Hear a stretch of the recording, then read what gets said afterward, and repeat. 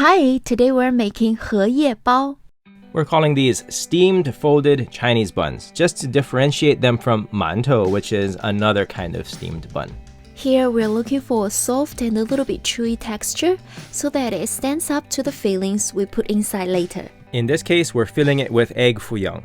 We'll link that in a video above. Here's another example of what would work inside. It's a plate of roast duck, roast goose, roast pork that we got from a little place, a little hole in the wall in Wan Chai in Hong Kong.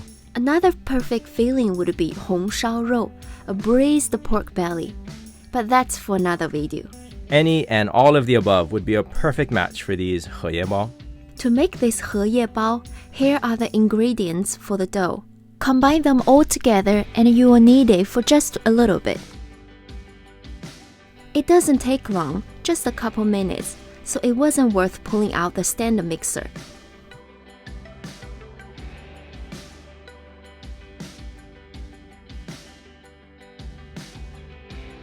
You're going to rest the dough until it doubles. Here I'm kneading it again so that we can get a smooth surface. That's exactly what you want.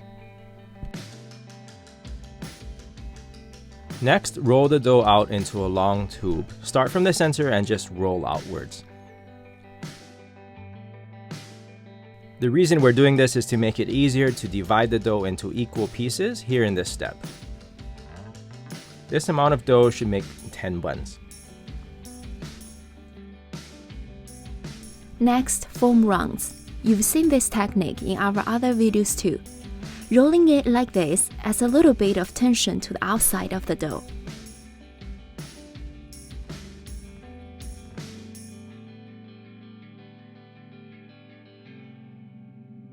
Another reason to form rounds is that when you shape it here, you get a uniform size every time.